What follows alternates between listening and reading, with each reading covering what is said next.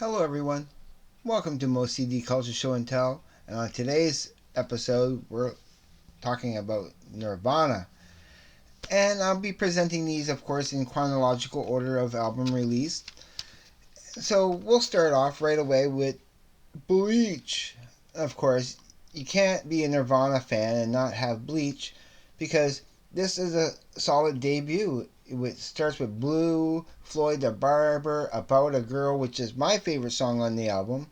Then you got School, then Love Buzz, which is a cover from a band called Shocking Blue that I think they also do a Venus. Then you get Paper Cuts, Negative Creep, Scoff, Swap Meet, Mr. Mustache, Sifting, Big Cheese, and Downer. And yeah, this is a great album. This is not the album I discovered them with. Everybody knows that it's the next album that is the big discovery. So not much I can say about this except About a Girl is my favorite song. Love Buzz is my second favorite song. It's a solid album from start to finish, so it's a must-have. But, of course, we all know it's the next album. And I don't know how YouTube is going to feel about that, so I just kind of decided to block it anyway myself. I don't want to take any chances with YouTube. I want to be on their good side. So anyway, it all starts, of course, with the first song, Smells Like Teen Spirit. So, it's much music, of course. The first time I saw that when it debuted, I was there watching Much Music. It debuted on Much Music, and of course, like everybody else who watched Much Music or MTV at the time, it was something. It was new. It was something different. It was something that was not stale or and it's like you can be grungy and be in all like kind of mellow and stuff and still and be unintelligible or nearly unintelligible. I mean, I know the lyrics to Sound Like Teen Spirit. I know what the lyrics are. I can understand every word of it. But then you get In Bloom, Come As You Are, which these are also video songs that are hits. Then you got Breed, Lithium, Polly, Territorial Pissing, Drain You, and Lounge Act. Lounge Act is probably my favorite song on the album. It's so hard and in your face. Then you got Stay Away. On a Plane is phenomenal too. It's a great song. And then of course it ends off with Something in the Way. This is a solid album from start to finish, of course. It's classic. Everybody should have this in their collection if you're into this kind of music. And as we all know, if you're into music in general, get whatever you like. It doesn't have to be a specific genre. I don't stick with just one or two particular genre.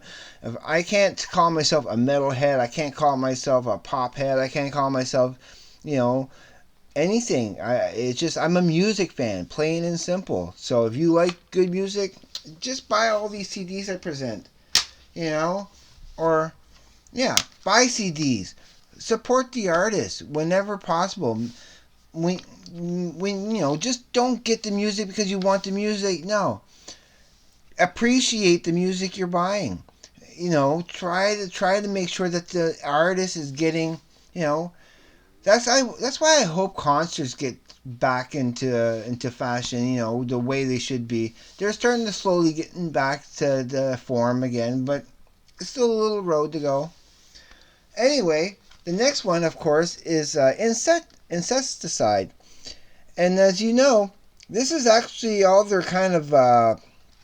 This is all composed of B-sides, stuff that they didn't want to put on their regular album, but they had so much extra little stuff that they said we can put this into an album. We could just put this all and it'll be in the meantime, because I think they were trying to get Nirvana back into the studio, and they were taking a little bit of time in that, and they needed some material out there, and they just put this together. which I think is phenomenal. I still love it. I loved everything on it. I love Dive. Sliver is probably my favorite, one of my favorite songs on here. It's up there. Then you got Stain. Been a Sun's great. Turn Around. Now, I had previously said in my Devo collection when I presented that Turn Around is a Devo track, is a Devo cover. I had not known that for years until I got into Devo, which is surprising that I didn't get into Devo earlier. Then you got Molly's Lips. I think my favorite song on the album in many ways is Son of a Gun, track number 7. It gets a good beat to it and everything. Then you get the new wave Polly, Beeswax, Downer again, Mexican Seafood, Hairspray Queen, Aero Zeppelin, Big Long Now, and Aneurysm. And I love it just as much as their other albums. Every album to me from Nirvana is sort of equal in my book. As much as this was the big hit when it came out, some of these songs kind of got a little saturated because you hear them quite often. So I think all the albums they balance out each other. I don't really see one as more better than the others. Really, I couldn't pick which order I would choose from worst to least. Or least from best to least. You know what I mean. But this next album is, of course, where I'm wearing the shirt for it, is In Utero. And this has some fantastic stuff, too, of course. Serve the Servant, Scentless Apprentice, everybody's favorite Heart-Shaped Box. And again, I don't want to use that R word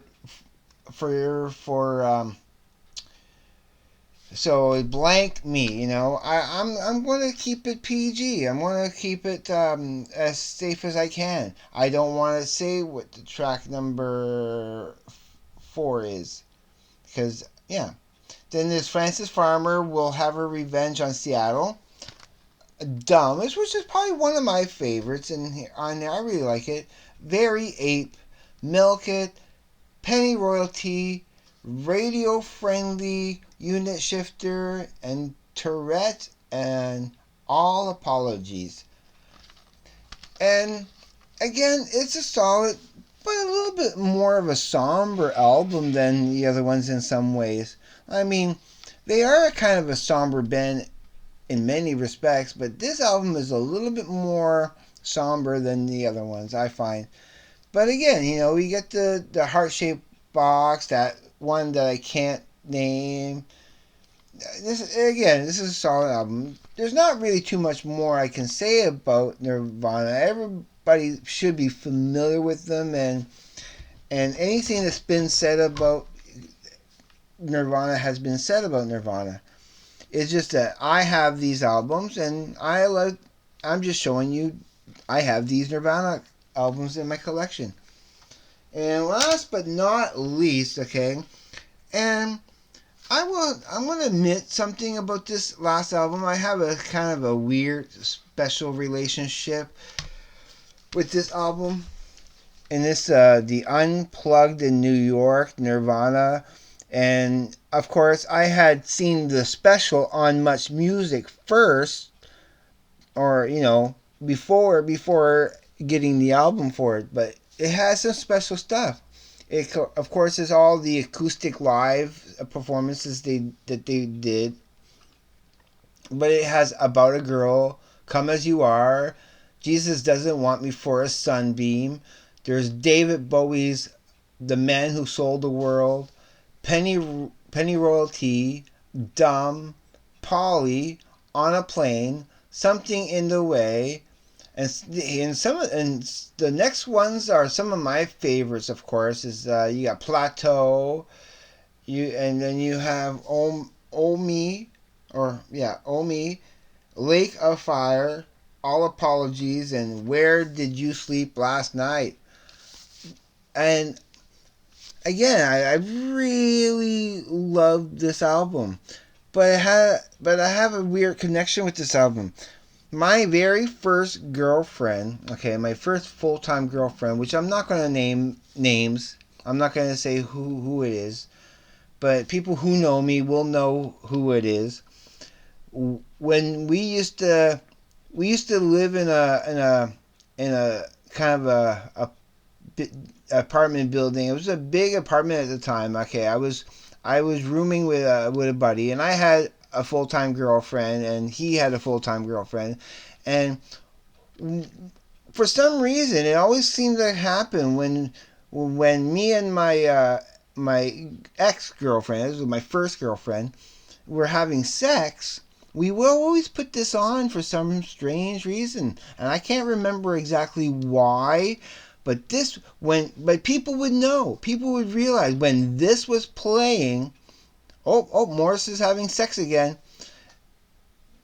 I don't know. It was a weird relation. I'm pretty sure because at the time we really liked this album, and yeah, it was just the first time we put it on, and it was a good album to put sex to.